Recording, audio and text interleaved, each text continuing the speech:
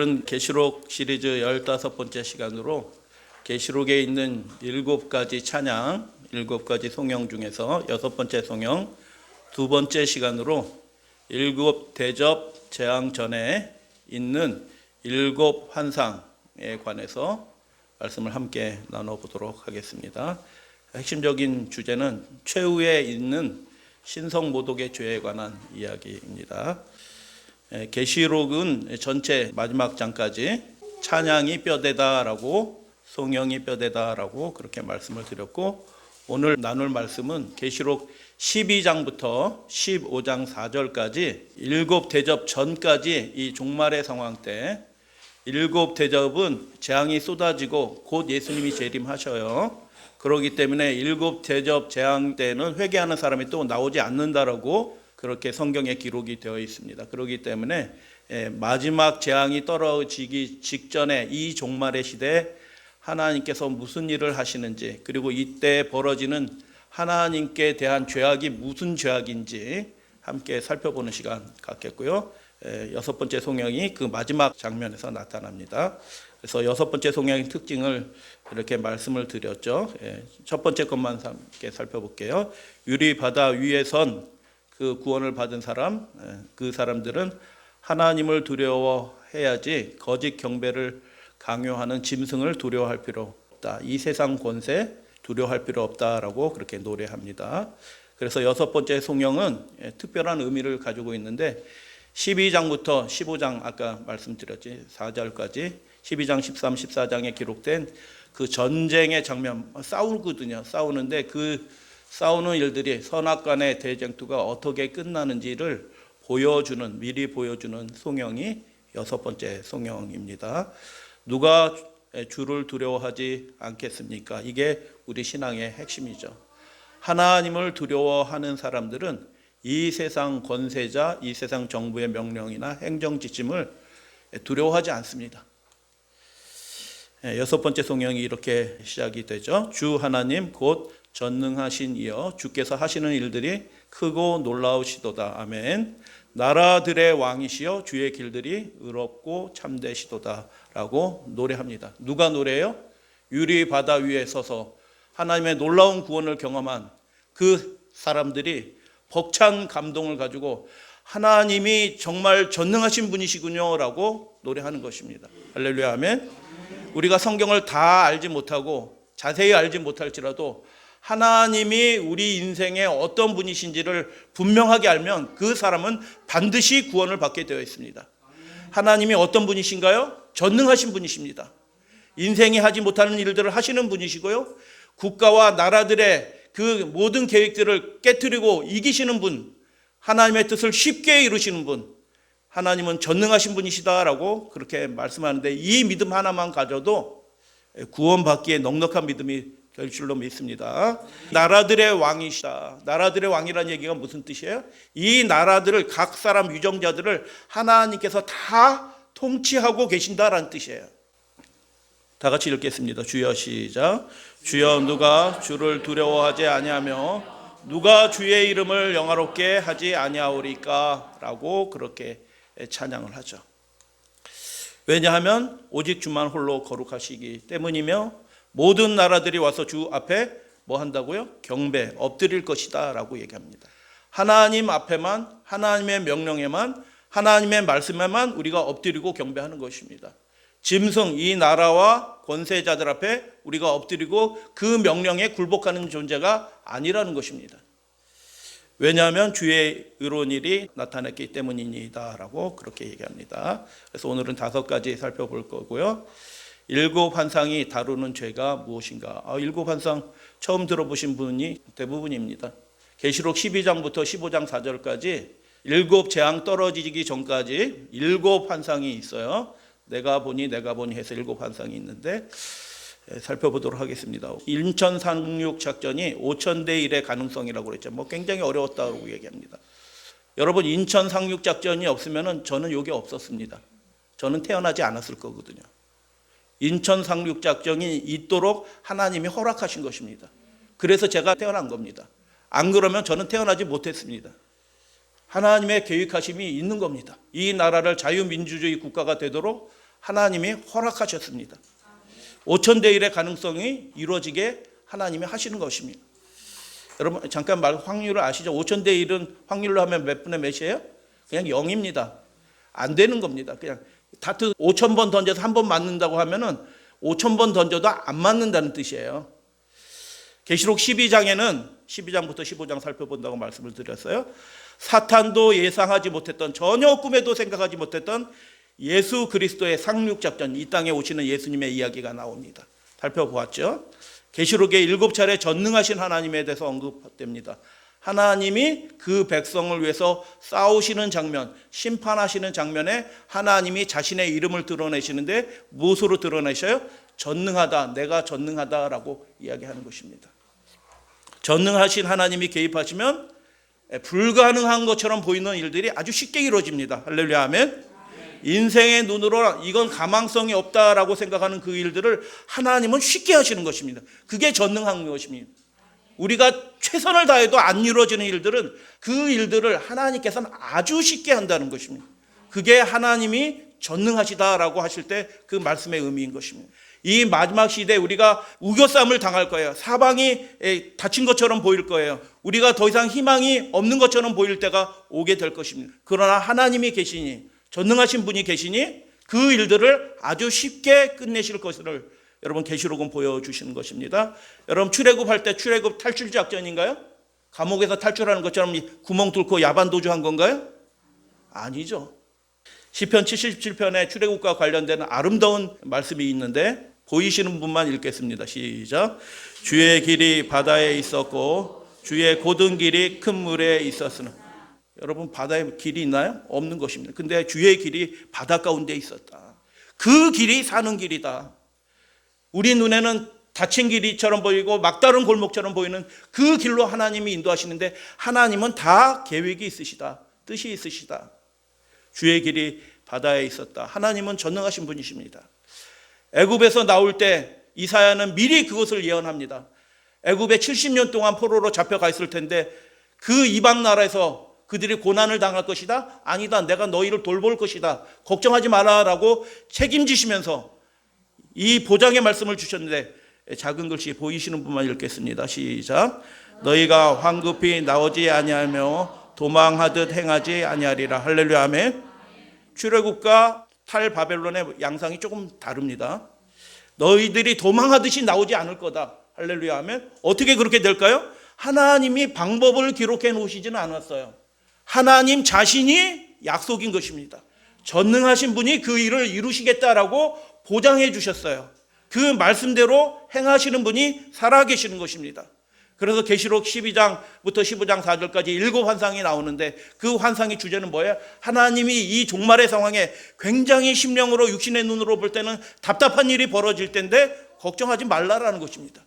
이 모든 일을 하나님이 다 알고 계시고 이 위정자들이, 세상 권세자들이 무슨 생각하는지 하나님이 다 알고 계시고 그것들을 능히 파하시고 당신의 언약의 백성들을 능히 구원하실 것이다 라는 것을 보여주시기 위하여 계시록 12장 몇 장부터? 계시록 12장부터 몇 절까지? 15장 4절까지 7 환상이 있다라는 것입니다. 인류 역사 최대의 작전이 있습니다. 군사작전이 있는데 2차 세계대전 때 노르망디 상륙작전. 상륙작전 하는 동안만 9,000명이 죽었습니다. 9,000명이. 그 작전을 통해서 전세가 역전이 되고 2차 세계대전이 자유진영의 승리로 이렇게 맞춰지죠. 아이젠하워 장군이 그 노르망디에 다 삐라를 뿌리면서 뭐라고 삐라를 뿌리냐 하면 이 전단을 받은 즉시로 노르망디를 떠나십시오. 왜요? 인류 역사에 다시 반복되지 않을 포격이 시작이 될 거거든요. 그 지역 전체를 완전히 쑥대박을 만들 거거든요. 그래서 지금 당장 보는 즉시로 피하십시오라고 그렇게 경고를 했죠. 요한계시록 18장 4절에 이런 말씀이 있습니다. 하나님이 예수님을 통하여 우리에게 경고하신 말씀이에요. 내 백성아, 시작. 내 백성아, 거기서 나와 참여하지 말고 그가 받을 재앙을 받지 말라. 거기서 나와야 된다는 것입니다. 그 상태로 그대로 있으면 재앙에 떨어진다는 것입니다. 내 백성이니까 하나님을 믿는 백성이에요. 하나님을 모르는 백성이 아니고 하나님을 안다라고 하고 믿는다라고 하는 그 백성이 그 상태로 있으면 재앙에 떨어질 것이다라는 것입니다. 그 상태에서 나오라라고 얘기하시는 것입니다. 그 재앙이 뭘까? 그 죄가 무엇일까라는 것을 살펴보게 되는 것이죠. 계시록 12장 1절에 보면 하나님의 진노가 이것으로 마치리로다. 그 재앙은 하나님의 진노예요. 하나님이 진노하신다는 것입니다. 그래서 그 재앙 받을 자리에서 피하라라고 얘기하는데 그 죄가 하나님의 진노를 일으킨다라는 것입니다. 계시록 11장에 보면 이런 말씀이 있어요. 일곱째 전사가 나팔을 불매 나라들이 분노하매. 누가 분노한다고요? 나라들이 분노해요. 근데 계시록 13장에 보니까 누가 분노해요? 용이 분노해요. 용이 나라가 분노하는 것입니다. 주의 진노가 내려서 하나님의 진노가 내려서 죽은 자들을 믿음이 없으니 죽은 것입니다. 하나님의 계명을 모르니 죽은 것입니다. 예수 믿음이 없으니 죽은 것입니다. 그 죽은 자들을 심판하시며 언약궤가 19절이죠. 11장 19절 언약궤가 보이며 무엇이 보인다고요? 그 다음에 또 번개와 음성들과 우레와 지진과 큰 우박이 있더라. 여러분 이건 예루살렘 멸망 때도 있었던 거 아시나요? 예루살렘이 멸망할 때도 번개와 음성들과 우레와 지진과 큰 우박이 그곳에 있었습니다. 이게 무슨 뜻이에요? 예루살렘에서 피하라라는 것입니다. 그곳은 망할 도성이다. 왜요? 하나님의 백성들을 핍박하고 죽이고 예수 그리스도를 십자가에 못 박은 그러나 은혜 주었음에도 불구하고 그 은혜를 끝까지 거절한 그 예루살렘이 이제 곧 망할 터이니 피하라는 하나님의 천연계 징조가 예루살렘에도 있었어요. 그런데 안 피했죠. 우리는 성전이 있으니 하나님이 우리 지켜주실 거야. 난 하나님 믿는데 우리가 망할 리가 있어 라고 생각하고 안일하게 생각했던 사람은 다 예루살렘과 함께 다 망한 것입니다. 이 일들이 종말의 시대에 다시 한번 있게 될 것이라는 것입니다. 이 상황들은 전 세계적으로 벌어질 일들이에요. 심판이 있을 것입니다. 하나님의 저주가 쏟아질 것입니다. 하나님께서 그 죽은 자들을 심판하신다라고 얘기하는데 그 심판하시는 이유가 뭐예요? 그 나라들이 무슨 일을 하고 있는 거예요. 나라들이 무슨 일을 하는데 나라들이 그 행한 어떤 죄가 하나님의 진노를 촉발시키는 것입니다. 나라들이 무슨 일을 한다라는 것입니다. 그래서 하나님의 진노를 일으키는 죄는 그 나라들의 위정자들의 통치 행위, 법령 등을 통해서 하나님의 계명을 회방하고, 여러분 다니엘서 7장 25절에 하나님의 계명을 바꾸잖아요. 하나님의 법을 바꾸잖아요. 로마 카톨릭이 하나님의 법을 바꾸잖아요. 그게 뭐예요? 하나님의 진노의 대상인 것입니다. 하나님이 십계명을 주셨는데 그걸 자기 마음대로 바꿔. 안식일을 기억하여 거룩히 지키라고 하는데 천주교 교황이 뭐라고 얘기해요? 주의를 지키고 이렇게 얘기하는 것입니다. 그것이 하나님 앞에 가증한 일이고 진노를 일으키는 일이다. 그래서 이 마지막 재앙이 쏟아지기 전에 하나님이 보여주시네요. 뭘 보여주셔요? 이 사람들이 번개와 우레와 지진 큰 우박을 당하는데 이게 자연재해가 아니고 언약궤가 보여요. 언약궤 안에 뭐가 들었어요? 하늘 성전을 열어서 보여주시는데 언약궤 안에 십계명이 보여요. 이 재앙이 그냥 어쩌다 보니 기후온난화 이렇게 해서 벌어진 그런 일들이 전혀 아니다라는 것입니다. 그 나라들이 하나님의 법을 십계명을 대적하여 그 믿음을 지키는 사람들을 핍박하고 어렵게 하게 될 때 하나님이 그 저주를 이 땅에 이 백성들에게 쏟아내신다라고 보여주신 것입니다. 그래서 하나님의 진노를 일으키는 죄는 그 국가들의 통치행위, 법령 이런 것들이 하나님의 계명을 회방하게 될 때 그 계명을 지키는 사람들을 자꾸 어렵게 하게 할 때 그 일에 하나님이 결국 개입하실 수밖에 없다라는 것입니다. 15장 2절 다 같이 말씀 읽겠습니다. 시작. 짐승과 그의 우상과 그의 이름의 수를 이기고 벗어난 자들이 유리 바다 위에 서서 하나님의 검은 고를 가지고 찬양합니다. 여섯 번째 찬양이죠. 하나님의 진노를 일으키는 그 죄가 무엇이냐? 짐승과 그 우상과 그 이름의 수에 경배하도록 한 것입니다. 국가의 명령에 굴복하는 것이 짐승을 경배하는 겁니다. 하나님의 뜻에 어긋나는데 하나님의 계명을 자꾸 범하게 하는데 하나님을 올바로 예배하는 일에 어긋나는 그 명령을 자꾸 조장하고 강요하고 명령하는 그 짐승의 세력에 굴복하면 그것이 짐승과 그 우상과 그 이름의 수를 경배하는 자, 그래서 이마나 손에 표를 받는 자가 되는 것입니다. 그래서 하나님의 진노를 일으키는 그 죄는 무엇이냐? 경배와 관련된다. 하나님의 계명과 관련된다. 근데 이 일들이 마지막 때는 어떻게 벌어지냐면 초국적 어느 지역에서만 뭐 유대 지역에서만 벌어지는 것이 아니라 대한민국에서만 벌어지는 것이 아니라 전 세계적으로 초국적으로 그런 통제하는 일들을 나라들이 그 일들을 하게 된다. 그것이 하나님께 진노의 대상이 된다. 왜요? 그 백성들이 소망이 없어지거든요. 어디로 피한다고 해결될 문제가 아니에요. 전 세계가 다 그렇게 시작을 하는 거니까 피할 곳이 없어요.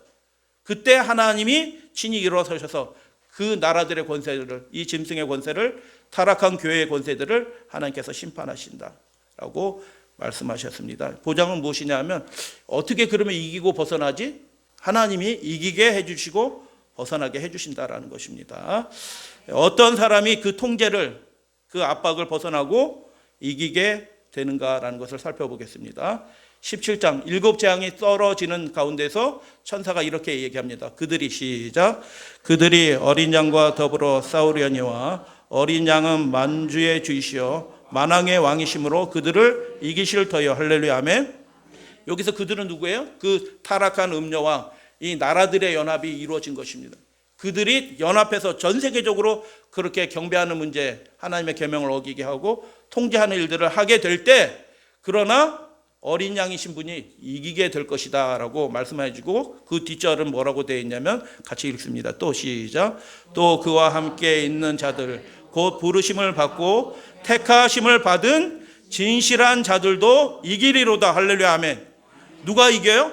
부르심을 받은 사람들이, 택하심을 받은 사람들이 이기게 된다라는 것입니다. 누구 때문에 이기게 돼요? 전능하신 하나님이 그들과 함께 싸우시기 때문에, 어린 양이신 분이 그들과 함께 계시기 때문에 그들이 이 나라들을 이기게 된다라고 그렇게 말씀하시는 것입니다.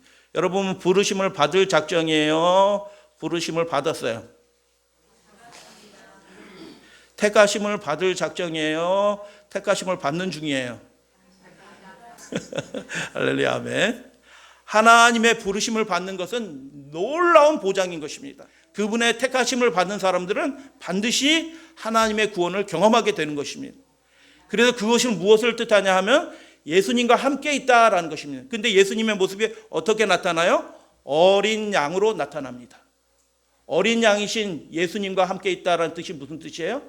어린 양이 순교의 희생의 제물이 되었던 것처럼 그들도 순교자의 믿음을 가지고, 죽음을 불사하는 그 믿음을 가지고 어린 양과 함께 있는 것입니다. 그 사람들이 이기게 된다라는 것입니다. 할렐루야 아멘. 그래서 이기는 믿음은요, 죽음을, 생명을 두려워하고 사는 것을 염려하는 사람들이 갖는 그런 믿음이 아니에요. 예수님과 함께 있으면 나는 죽어도 돼. 나는 주님의 계명 지키다가 내가 인생을 마칠래. 나는 예배 드리다가 마쳐야지. 내 인생을 마치지, 국가가 하라는 대로 다 따라하다 이리 갔다 저리 갔다 막 방황하다가 인생을 마치면 불행한 것입니다. 예수님과 어린 양과 함께 있다라는 말씀이 의미하는 게 뭐냐면 그들의 믿음이 순교자의 믿음이다라는 것입니다. 구별이 끝났습니다. 17장에서는 이미 구별이 끝났어요. 부르심을 받았다라는 얘기예요. 끝났어요. 택하심을 받았어요. 그들이 이미 구원 중에 있고 결정적인 승리에 참여하게 될 것이다 라는 것입니다. 그래서 두 부류로 딱 나눠질 것이다. 어떻게 해요? 하나님의 진노에 떨어질 자들이 있게 될 것이고, 어린 양과 함께 구원을 경험할 자들이 있게 될 것입니다. 어린 양과 함께 그 신령한 노래를 함께 부르시는 우리 믿음의 가족들 되어주시기를 축복하고 소원합니다. 어떻게 구별될지를 보여주는 것이 그래서 첫 번째 일곱 환상입니다. 마지막 일곱 환상은 계시록 9장 11절부터 일곱 환상이 22장까지 계속 되기 때문에 첫 번째 일곱 환상이라고 그렇게 구분을 했습니다.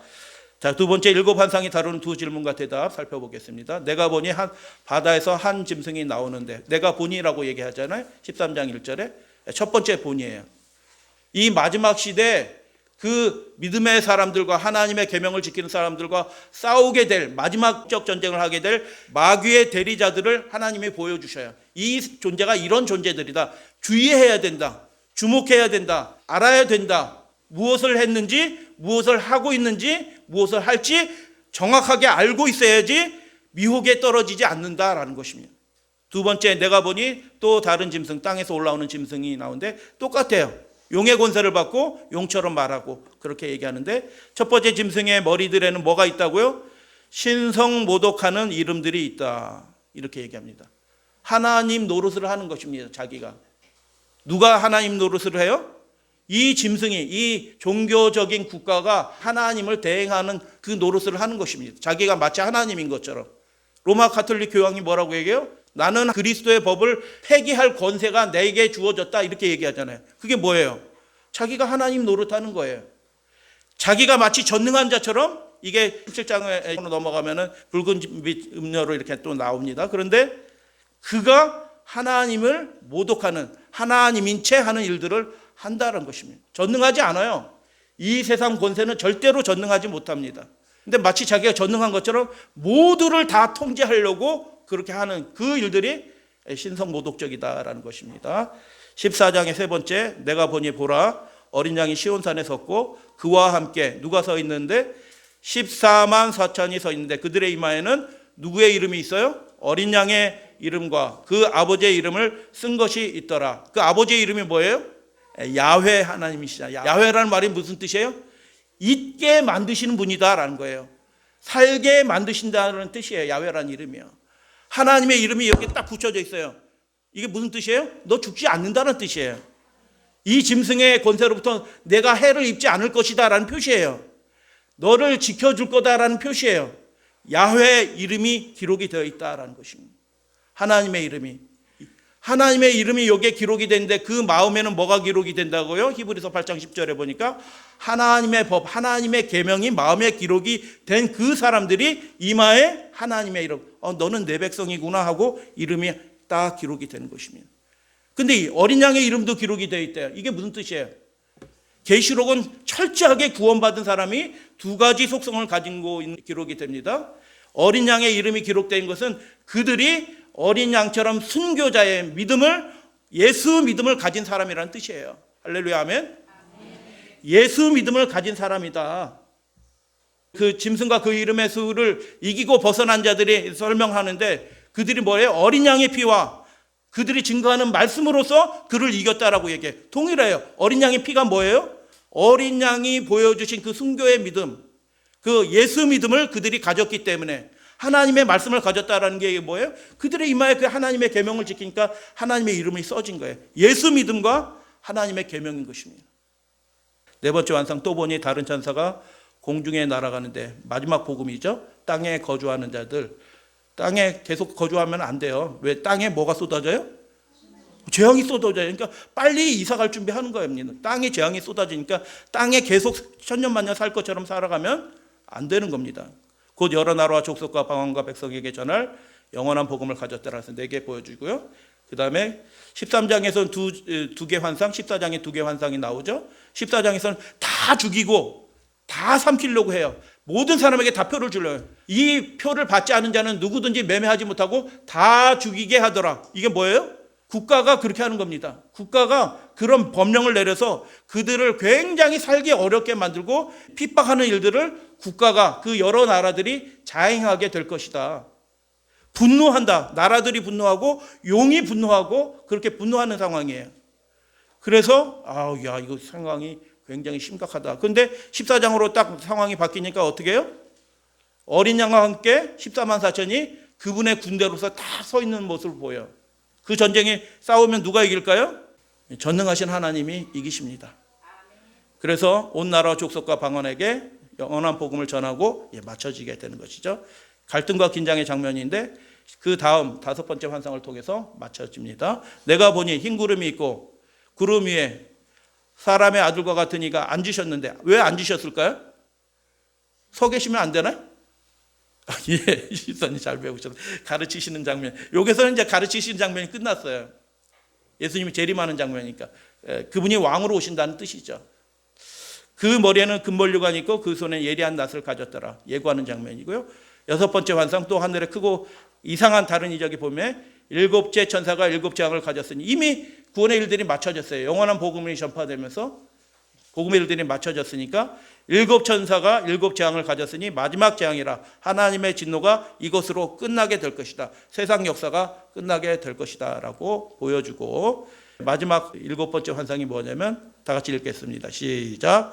또 내가 보니 불이 섞인 유리 바다 같은 것이 있고 짐승과 그 우상과 그의 이름의 수를 이기고 벗어난 자들이 유리 바다 위에 서서 하나님의 검은고를 가지고 찬양하는 장면, 노래하는 장면을 보여주면서 이 긴장과 갈등이 해소가 됩니다.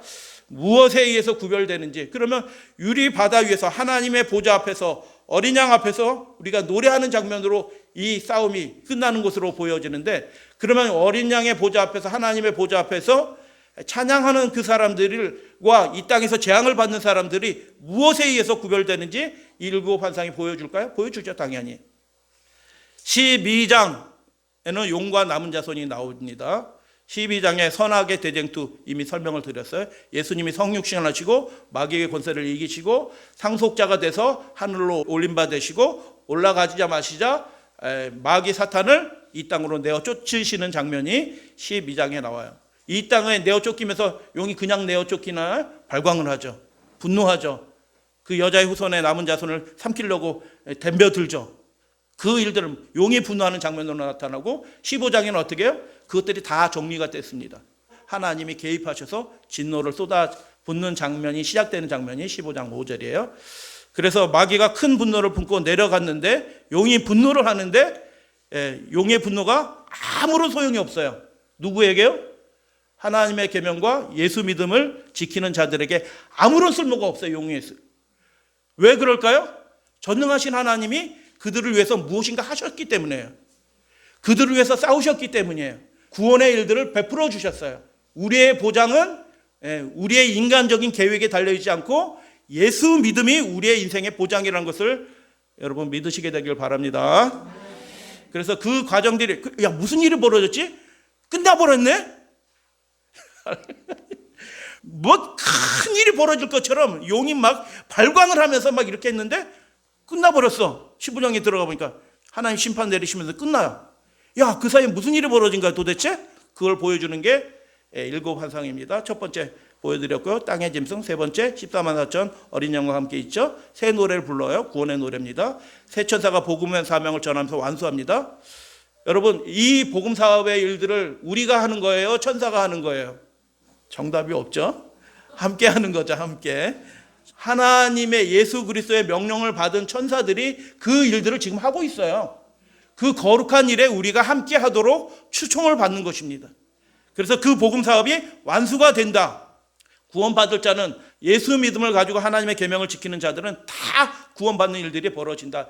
인자의 재림의 장면이 미리 예고가 되죠. 곡식과 포도로 구분이 된다. 여러분, 곡식이 좋아요? 포도가 좋아요? 포도는 밟힘을 받고 심판을 받는 자의 상징입니다. 곡식은 그 예수님의 낫으로 베어서 하늘 곳간에 들여진 바 되는 거죠. 그 구분이 된다. 근데 구분은 언제 돼요? 새천사, 이 새천사가 하나님을 두려워하라 라고 얘기합니다. 그분의 안식일을, 그분의 날을, 경배일을 너희들이 회복해야 된다라고 계시록 14장에서 얘기하잖아요. 그것을 회복하고 나온 사람, 이기고 벗어난 자들이 그 노래를 부르게 됩니다. 그리고 정리가 끝났으니까 구원받을 자와 심판받을 자가 정리가 끝났으니까 이제 재앙이 떨어지면서 누가 하나님의 백성이었는지 하나님이 역사 가운데서 드러내십니다. 이 사람이 내 백성이다라고 하나님이 드러내셔요. 모든 악인들 앞에서, 나라들 앞에서. 할렐루야, 아멘. 하나님이 출애굽할 때 저 고센 땅에 사는 사람들이 내 백성이다라는 것을 표시를 내야 안 내요? 내잖아요. 이 백성이 내 백성이다라는 것을 하나님도 모르고 성경도 몰라도 다 알 수 있도록 하나님이 입증하시는 장면이 뭐예요? 일곱 대접의 재앙인 것입니다. 하나님이 그들과 함께 하신다는 증거들이 나타나니까 다 알게 되는 그 일들이, 이 사람들이 내 백성이다라는 것을 드러내는 일들이 일곱 대접의 재앙이고요. 지금 읽은 말씀, 이기고 벗어난 자들 14만 4천은 이깁니다. 그 죄에서, 그 죄를, 내 백성아 거기서 나와, 그들이 받을 죄를 받지 말고 거기서 나와라 라고, 피하라 라고 얘기할 때 그 음성을 듣고 참된 예배를 회복하고 참된 안식일을 회복하고 참된 예수 믿음을 회복하는 사람들이 벗어난 자들이에요. 그 벗어난 자들이 함께 14만 4천과 함께 그 노래에 참여하게 될 것입니다. 그런데 무엇에, 지금 이 질문이 뭐예요? 무엇에 의해서 곡식과 포도가 나눠지는가? 무엇에 의해서 하늘에 데려감을 받을 사람과 땅에서 심판을 받을 사람이 구분이 되는가라는 게 질문의 핵심이에요. 일곱 환상이 그걸 보여주는데 일곱 환상이 시작하기 전에 바로 전절에 뭐가 보이냐면 계시록 11장 19절 다 같이 봉독합니다. 시작. 하늘에 있는 하나님의 성전이 열리니 언약궤가 보이며 또 번개와 음성들과 우레와 지진들과 큰 우박이 있더라. 이게 일곱 재앙에 떨어지는 것입니다. 근데 하늘에 뭐가 있어요? 성전이 있어요. 성전 안에 뭐가 있어요? 언약궤가 있대요. 언약궤 안에 뭐가 있어요? 영원히 변하지 않는 도덕법, 십계명, 하나님이 친히 손가락으로 기록해 주신 하늘에도 십계명이 있어요. 그래서 하늘에 기록된 그 십계명에 따라서, 그 계명에 따라서 하나님을 경배하고 예배하는 자들이 하늘에 드림받는 곡식이 된다라고 보여주신 것입니다. 하나님의 계명. 그래서 우리 권사님 축복합니다. 제가 권사님 덕분에 요즘에 더 열심히 살게 되었어요. 제가 최소한 3시 반에 일어나거나 4시에 일어나서 여기 내려와서 불 켜놓고 제가 먼저 기도하고 올라가면 사모님과 이제 권사님이 여기 5시에 오셔서 말씀 읽고 그렇게 합니다. 하나님이 너 요즘에 너무 나태하게 산다 하고 하나님이 붙여주신 분이 우리 권사님이셔요. 여러분, 하나님이 불러주셨습니다. 할렐루야, 아멘. 뭐 하라고 불러주셨어요? 이기고 벗어난 자들이 되라라고 불러주신 겁니다. 하늘 유리 바닷가에서 노래하는 자, 그 사람들이 어때요?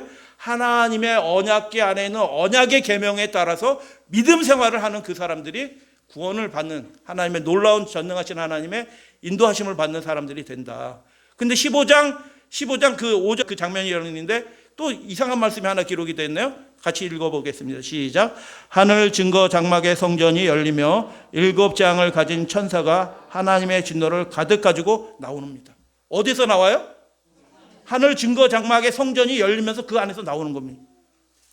예수 그리스도께서 우리를 위해서 참된 믿음을 갖도록, 언약의 믿음을 갖도록 그 지성소에서 하나님의 언약궤 앞에서 우리를 위해서, 우리의 그 구원받을 믿음을 위해서 기도하고 계셔요. 힘을 공급해 주고 계세요. 그 믿음을 회복하는 일들이 이 가운데 있게 될 것이다. 그래서 하늘에 있는 증거 장막의 성전이 열렸고 언약궤가 보였다. 그들이 심판받는데 무엇에 의해서 심판받아요? 십계명에 의해서 심판받는다는 증거입니다. 십계명을 지킨 사람은, 예수 믿음을 가진 사람만 십계명을 지켜요. 왜냐하면 예수 믿음이 없으면 국가가 시키는데 감옥에 집어넣는데 벌금 500만 원대 뭐 가중 뭐 해가지고 처벌해가지고 1,500만 원 벌금 내는데 이게 해제되면 예배 드려야겠다. 뭐 이렇게 두려워하시는 분들은요, 예수 믿음이 없는 겁니다. 왜요? 예수 믿음이 없기 때문에 하나님의 계명 못 지켜요. 예수 믿음이 있는 사람만 하나님의 계명을 지키게 되는 것입니다. 그래서 이 사이에 12장과 15장 4절 사이에 있는 그 일곱 환상을 딱 둘러싸고 있는 장면이 뭐예요? 하나님의 증거 장막의 성전과 언약궤가 둘러싸고 있는 것입니다. 그래서 이 사이에서 벌어지는 일들이 지금 이 시대에 벌어지고 있는 일들이에요. 무엇에 의해서 진노를 받는 사람과 구원받는 사람이 구별되는가? 하나님의 계명에 의해서 구분된다.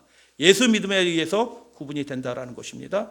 어떤 죄가 하나님의 진노를 일으켰는가? 우리 함께 살펴보도록 하겠습니다. 그래서 15장 4절까지의 일곱 환상은 10장과 11장의 사기구가 제기한 그 두 질문에 대한 우주적인 종말론적인 하나님의 답변이에요. 어떻게 되죠? 라고 의문이 생기는 거예요. 근데 그것에 대한 하나님의 답변이 무엇인가? 첫 번째 질문은 무엇인가?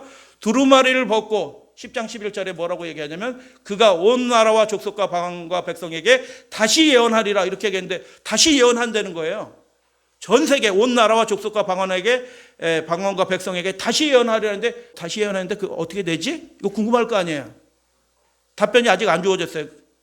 두 번째 질문은 뭐냐면 11장에서 두 증인이 죽음을 받고 승천해요. 그런데 승천할 때 그것을 보면서 그 남은 자들의 일부가 회개하는 역사가 어떻게 회개하게 되지? 이제 셋째 화가 있게 될 것이다 라고 얘기합니다. 11장 15절 19절에서 셋째 화가 임할 것이다 라고 얘기했는데 그 셋째 화가 무엇이고 어떻게 내리지? 뭐 이것들이 궁금해지는 거죠. 근데 그것에 대한 답변이 이 장면에서 보이는 것입니다. 두 가지 질문이 생겨났죠. 일곱 번째 나팔이 울릴 때 온 세상 나라가 주와 그리스도의 나라가 되리라라고 얘기하고 12장에 용과 그리스도가 싸우시는 장면, 그리고 13장에서는 용의 대리자 그 두 짐승이 나오고 14장에서는 어린 양과 그의 대리자, 그리고 일곱 천사가 재앙을 받고 그 일을 수행할 일곱 천사가 나오고 그리고 지금 우리가 살펴보는 여섯 번째 성령, 이기고 벗어난 자들이 유리바다에 서는 장면 이렇게 나타나는데 이게 일곱 환상으로 이렇게 이루어집니다. 그래서 궁금이 생겼죠. 어떻게 다시 예언하려고 했는데 예언이 잘 될까? 그 일이 성공할까? 근데 성공한다? 성공했다라는 것입니다. 두 증인이라 해서 회개하는 사람들이 있는데 회개하는 일들이 일어날까? 일어났다는 것입니다. 그 바벨론에서 거짓 예배에서 나오는 사람들이 이긴 사람 외에 벗어난 자들이 있는 것입니다. 보여주시는 것입니다. 그래서 첫 번째 질문에 대해서, 두 번째 질문에 대해서 14장에 보면 용의 분노와 대리자들이 회방해요. 핍박해요. 그러나 공중에 날아가는 새 천사에 의해서 온 나라와 족속과 방언과 백성에게 그 복음이 전파되면서 그 일들이 완수된다라는 것을 보여줍니다. 10장에서 제기된 그 의문이 해결이 되는 거죠. 두 증인이 승천하신 후에 어떤 일이 벌어지는가? 셋째 하는 일곱 재앙이에요. 그 일로 벌어지는데 그냥 뭔지 몰랐죠. 그 당시에는. 짐승과 그 이름의 수를 이긴 자들이 유리 바다 위에 서서 회개를 거절한 사람들은 하나님의 의로운 심판을 받게 된다. 셋째와 심판을 받게 되는 장면으로 설명을 딱 보여주시는 것이죠. 그래서 이 일곱 환상이 보여주시는 두 가지 환상이 있습니다. 무엇을 보여주는가? 하나님은, 전능하신 하나님은 다 계획을 가지고 계시다. 할렐루야, 아멘. 그분이 전능하시니까 어떻게 그렇게 될지는 몰라요. 이 세상 정부가 무슨 일을 할지 여러분 아시나요? 몰라요. 우리가 알아도 대책이 없어요. 사실 알 필요도 없어. 사실은 우리의 대책은 하나님이십니다. 할렐루야, 아멘. 그 예수 믿음을 갖고 순교자의 믿음을 가지고 하나님의 계명을 지키는 그 자들을, 참된 예배자들을 하나님은 지키신다라고 보여주신 것입니다. 완전한 계획을 가지고 계신다. 하나님이 보장해 주신 그 두 가지가 무엇이냐? 첫 번째는 종말에 벌어질 이 대쟁투가 하나님의 완전한 통제 가운데 있다. 그래서 일곱입니다. 종말에 벌어진 이 사건들이 마지막 심판이 떨어지기까지 일곱 환상으로 보여주신 이유가 뭐냐면 이 벌어지는 일들이 이거는 안 됐다. 하나님 아쉽다. 이게 아니고 하나님이 그분의 전능하심과 그분의 지혜로 하나님의 뜻을 완전히 이루신다. 완전히 통제하신다. 라는 것을 보여주시는 것입니다. 여러분 믿으시게 되길 바랍니다. 두 번째는 뭐냐면 짐승의 권세 별거 아니라는 겁니다. 용이 분노하고 짐승들이, 나라들이 분노해요. 큰일 날 것처럼 보여요. 그러나 별거 아니라는 것입니다. 그 믿음을 가지고 하나님 앞에 나오시는 분들만 승리하게 되는 것입니다. 하나님의 진노를 받게 하는 그 짐승과 우상에게 경배하는 자들의 죄는 그러면 구체적으로 뭘까? 구체적으로 그 죄가 뭘까? 종말에 반복되는 신성모독의 죄다라는 거죠. 하나님인 채 하는 것들이 다 죄인 것입니다. 나라가 하나님인 채 하면 안 돼요. 자기가 정권을 가진 것처럼 하면 안 돼요. 나라일지라도 하나님에 속한 것은, 하나님의 영역에 속한 것은 나라가 함부로 하면 돼요, 안 돼요? 안 되는 것입니다. 그 일을 나라가 함부로 하기 시작하면 그게 하나님의 진노의 대상이 되는 것입니다. 그래서 그 잠깐 보여드리는데 출애굽의 장면에 계시록 15장에서 그 유리 바다 위에서 노래하는 그 장면은 출애굽에서 홍해 바닷가에서 노래하는 그 노래하고 그 맥락이 다 있습니다. 똑같지는 않아요. 그런 맥락이 다 있는데 홍해 바닷가에서 유리 바다 위에서 노래하는데 출애굽기 15장은 애굽에서 관련된 얘기고요. 계시록 15장은 이 세상 나라와 음녀 로마 카톨릭과 계명을 범하는 거짓 종교 세력의 연합, 개신교들의 연합에 관한 얘기입니다.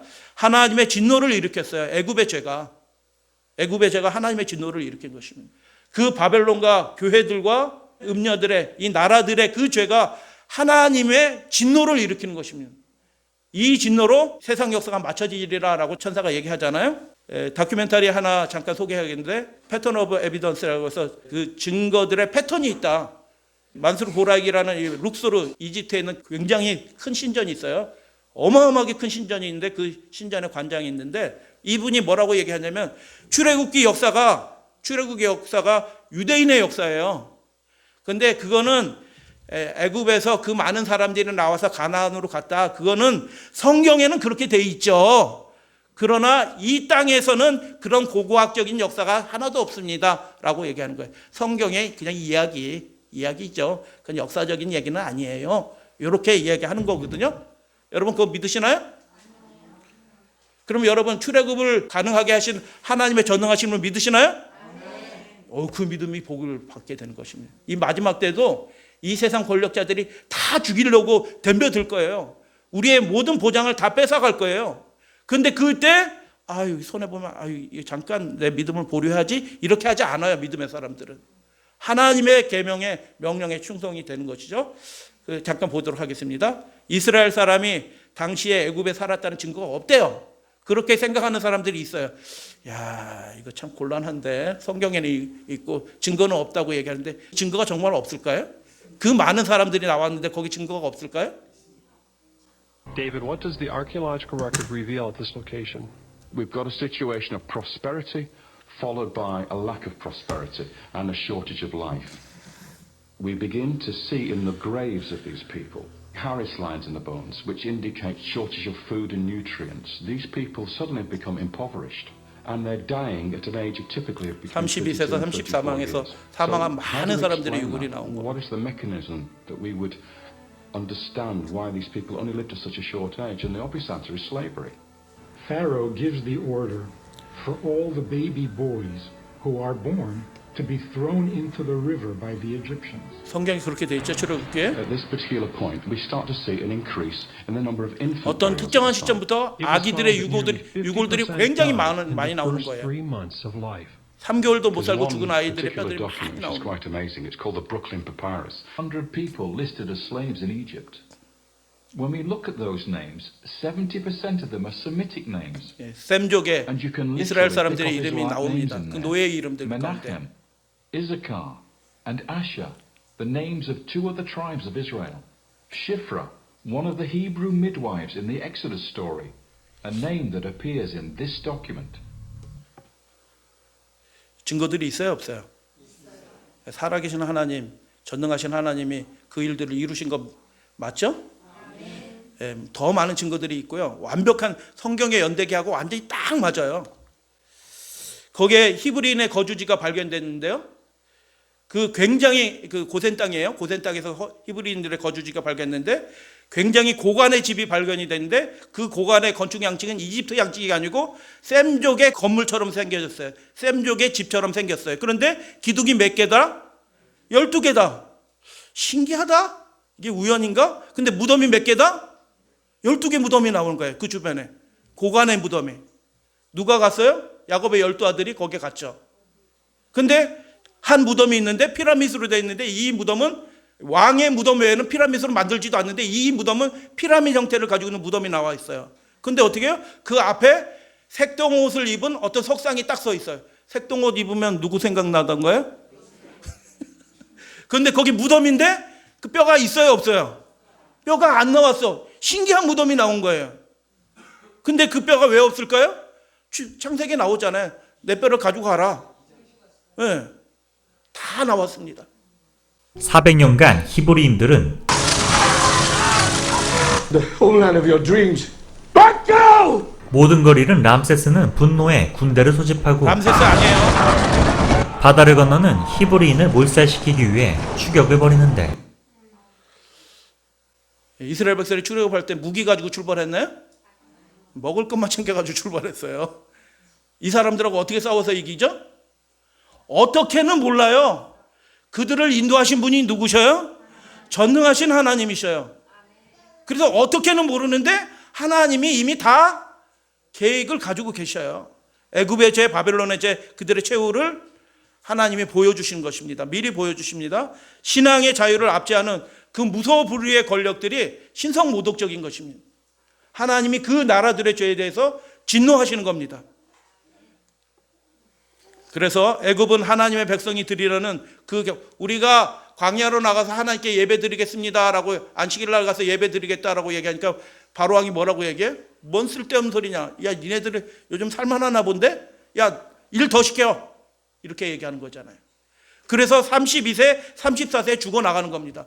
먹을 것도 못 먹고 가혹한 노동을 통해서 죽어나가는 거예요. 하나님의 백성들이. 하나님이 그걸 보시고 가만두시면 되겠어요? 안 되겠어요? 개입하시는 겁니다.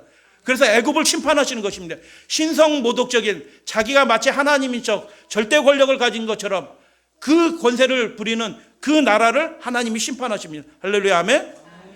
거기서 멈췄으면 되는데 이 정신이 오락가락, 마귀가 역사하면 정신이 오락가락합니다. 그래서 보낸 다음에 야 괜히 보냈다 해가지고 어떻게 해요? 따라가서 다 죽이자 이렇게 얘기하는 거잖아요. 출애굽기 14장에 15장이 노래잖아요. 14장 그 얘기에 바로가 선발된 병거 600대와 모든 병거를 다 동원하니 모든 병거를 다 동원했대요. 뒤를 따랐대요. 애굽 사람들의 바로의 말들 병거들과 그 마병과 군대가 그의 뒤를 따라 바알스본 맞은편 비하히롯 곁 해변 그들이 장막힌데 미치니라. 야 큰일 났네. 죽었네. 바닷가에서 이제. 그죠? 그래서 이스라엘 백성들이 바닷가에서 다 죽었더라. 아멘? 그렇게 됐던가요? 아무도 생각하지 못했던 방법으로 하나님이 그 전능하심을 이스라엘 백성들 앞에서 드러낸 것입니다. 그 구원을 경험한 자들이 말할 수 없는 감격을 가지고 출애굽기 15장에서 시키지도 않은데 다 노래를 하는 것입니다. 하나님은 기이하시도다라고 노래하는 것입니다. 애굽이 이제 계시록 11장에 애굽의 권세가 나타나요. 계시록 11장에 나타났는데 그 애굽은 무엇을 나타내냐면 무신론이에요. 그래서 여러분 이 마지막 시대에 기승을 부릴 하나의 세력 중에 하나는 뭐냐면 무신론 세력이에요. 무신론 세력이 하나님이 없는 것처럼 지네 마음대로 나라를 뒤죽박죽 만들고 있잖아요. 그러나 여러분 마음이 상해요. 저도 마음이 좀 상해요. 야, 이놈들 봐라. 진짜 이 나라를 거덜내는구나. 이놈들이. 그런데 그 세력조차도 이 일곱 환상이 보여주는 건 뭐예요? 하나님의 완벽한 통제 가운데 있다라는 것을 여러분 믿으시게 되길 바랍니다. 그 사람들에서 우리가 나가서 막 이렇게 막 목소리 낼 필요도 없어요. 걱정하지 마세요. 우리는 예수 믿음 지키고 하나님의 계명 지키면 하나님이 다 알아서 하십니다. 두 번째 계시록 13장의 마지막 또 다른 세력이에요. 하나님의 백성이 드리는 경배를 권력을 통해서 통제하는 일들이 벌어져요. 계시록 13장에 그래서 얘기하잖아요. 매매를 못하게 하고요. 손해를 끼치고 어떻게 해요? 몇이든지 다 죽이게 어떤 사람에게 짐승과 그 우상에게 경배, 국가의 명령에 따르지 않는 그들을 핍박하는 일들을 하게 될 것이. 이게 뭐예요? 하나님의 진노를 일으키는 신성모독적인 죄인 것입니다. 신앙의 양심을 국가의 권력으로 압제하는, 더 구체적으로 얘기하면 하나님의 계명을 따라 안식일을 기억하여 거룩히 지키는 그 백성들을 타겟으로 해서 정책을 세우고 벌금을 매기고 감옥에 집어넣고 핍박을 하는 그런 일들을 자행하려고 하는 그 세력들을 그 법령에 대해서 내리게 될 때 하나님이 이제 끝이다라고 하나님이 일어서시는 것입니다. 진노를 일으키시는 것. 그래서 두 번째 세력은 뭐냐면 로마 카톨릭과 연합한 개신교들의 연합입니다. 그러나 그것도 완전한 통제 가운데 있다. 할렐루야 아멘. 내 백성아 거기서 나오라는 것입니다. 거긴 망할 때니까, 거기는 하나님의 진노가 쏟아질 때니까 그 죄에서 나와라는 것입니다. 국가 명령을 계속 따라서 하시면 안 되는 것들이 있어요. 그 명령에 따라서 그냥 예배를 쉬고 예배를 포기하고 이 거룩한 신성성, 안식일의 신성성을 훼손하는 하는 일들을 이제 멈추고 그 죄에서 나오라는 것입니다. 참여하는 데는 두 가지 참여가 있어요. 적극적인 참여자가 있어요. 하나님을 모르니까 적극적으로 참여하지. 소극적인 참여가 있어요. 시키니까 따라하는 사람들이 있지. 그래서는 안 된다는 것입니다. 그 죄는 국가가 그들의 권세로 하나님께 드리는 그 경배를 통제하는, 근데 통제가 몇몇 나라에서 하는 게 아니라 초국적인 계시록 13장에 여러 나라에서 동시에 그 일들이 벌어져요. 지금 그런 일이 벌어지나요? 비슷한 일이 벌어지잖아요. 전 세계에서 교회 못 가게 하잖아요. 물론 승리하는 교회들이 있어요. 예배를 지키는 교회들이 물론 있습니다. 그런 일들이 벌어지잖아요. 신성 모독에 관해서 계시록에서 말씀하는 말씀이에요. 자칭 유대인이라 하는 자들의 신성 모독도 내가 안다라고 예수님이 말씀하셨어요. 초기 교회도 그런 일이 벌어졌어요. 유대인들이 세상 권력자들과 결탁하고 사주해가지고 바울과 그 일행들, 예수 그리스도를 믿는 그 백성들을 핍박했어요. 음행입니다. 음행. 유대인들이 그렇게 음행을 자행한 것입니다. 세상 권력자들과 그렇게 결탁을 했어요. 그래서 하나님의 백성들을 핍박하는데 그것을 예수님이 뭐라고 얘기해요? 신성모독이라고 예수님이 얘기하시는 겁니다. 하나님의 계명을 지키는 사람들을, 예수 믿음을 지키는 사람들을 핍박하는 것은 하나님의 입장에서 어떻게 보이냐면 신성모독적인 것입니다. 그 일로 핍박해서는 안 되는 것입니다. 그리고 13장에 그 일들이 집중적으로 나옵니다. 일곱 머리에는 신성모독하는 이름이 있었고 42달 권세를 행하면서 로마 카톨릭이다. 당연히 1260년 큰 말과 신성모독을 말하는 그 입으로 하나님을 향하여 대항한 것입니다. 모독하고 자기가 하나님 계명도 마음대로 바꾸고 그리스도의 말씀도 마음대로 폐한다고 얘기하고 모독적인 거죠. 그 일들을 하는 것입니다. 권세로 하나님의 계명을 바꾸고 하나님의 계명을 지키는 백성들을 핍박했던 그 짐승이 초국적인 권세를 행할 수 있게 되는 일들이 이제 벌어지고 있는 것입니다. 그리고 마지막 그 일들이 17장에서 보니까 그 일들이 본격적으로 시행되었다. 되기 시작하는 때가 바로 이때입니다. 음녀가 붉은빛 짐승을 올라탔는데 그 붉은빛 짐승의 몸에는 하나님을 모독하는 이름들, 신성 모독하는 이름들이 가득했더라. 그 짐승은 국가예요. 이 세상 나라들이에요. 열불은 열 왕이더라 얘기합니다. 그런 일들이 벌어지게 되는 것입니다. 그때 우리는 어떻게 해야 됩니까? 국가가 하도 강경하게 나오니까 우리 잠깐 예배를 보류합시다. 이렇게 해야 되나요? 하나님이 다 알아서 하십니다. 하나님이 지키십니다. 전능하신 분이 이기십니다. 큰 음녀가 짐승을 통하여서 즉 국가의 권세나 법령을 통하여 경배의 문제, 제4계명, 안식일의 계명을 하나님을 예배하는 그 문제를 초국적으로 통제하는 그 모독적인 일들을 하나님이 뭐 하시는 거예요? 허락하시는 겁니다. 네, 허락하시는 겁니다. 왜 허락하실까요? 하나님이 알기를 원하시는 것입니다. 뭐를 알기를 원하셔요? 누가 참 내 백성인지 하나님이 알기를 원하시는 겁니다. 그래서 그 일들을 허락하셔요. 여러분 아무리 우리가 뭐 신문고에 뭐하고 서원을 이렇게 해도요 벌어질 일들은 다 벌어집니다. 왜요? 하나님이 허락하시기 때문에 이 일이 벌어지기로 이미 작정이 되어 있어요. 왜 허락하실까요? 그 핍박과 어려움을 왜 허락하실까요? 진짜 하나님께 속한 백성이 누구인지 정말 전능하신 하나님을 정말 믿는지 여부를 하나님이 알기를 원하시는 것입니다. 그래서 그분의 백성을 통하여 그분의 영광을 드러내시려고 하나님이 하시기 때문에 허락하신다. 유대인이든지 로마교회나 마지막 종교국가연합이 경배에 관한 하나님의 계명과 예수 믿음을 통제하는 것이 신성모독이라고 예수님이 그렇게 계시록을 통해서 말씀하신 겁니다. 예배를 포기하지 마십시다. 우리가 하나님께 영광 돌릴 일이 뭐가 있겠어요? 예배가 가장 중요한 것입니다. 국가가 부모, 살인, 간음, 도둑질, 사기죄들을 대적하지는 않아요. 부모 공경하지 말라라고 국가가 그렇게 하겠어요? 살인하라라고 하겠어요? 그 10계명 중에서 국가가 대적할 수 있는 신성 모독적인 건 뭘까요? 하나님에 속한 그 거룩한 날을, 하나님께 속한 거룩한 시간을 국가가 침범하는 것입니다. 그게 신성 모독적인 것입니다. 이슈는 경배입니다. 첫 번째부터 네 번째 계명, 특별히 네 번째 계명, 안식일 계명이 그것입니다. 국가가 예배의 형태를 규정하는 일은 그런 모든 법령은 신성 모독적인 것입니다. 이렇게 예배 드리세요. 이거는 비대면으로 예배 드리세요. 근데 비대면 예배가 우린 다 들었죠? 예배 허가제입니다. 국가가 예배를 허가한 겁니다. 이렇게 하는 한에서 예배는 허가합니다. 이게 뭐예요? 국가가 예배의 형태를 지정하는 겁니다.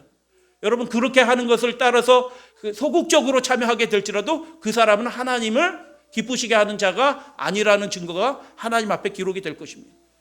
그렇게 할 수 없어요. 우린 다 살펴봤기 때문에 아하스 왕의 죄, 유대인의 죄에 대해서 살펴보지 않아요. 국가가 예배를 공익을 위해서, 부산지법 판사가 그렇게 판사했잖아요. 공익을 위해서 예배 활동을 제한할 수 있다라고 이 세상 정부는 그렇게 얘기하는 거예요. 공익을 위해서. 누구의 공익이에요?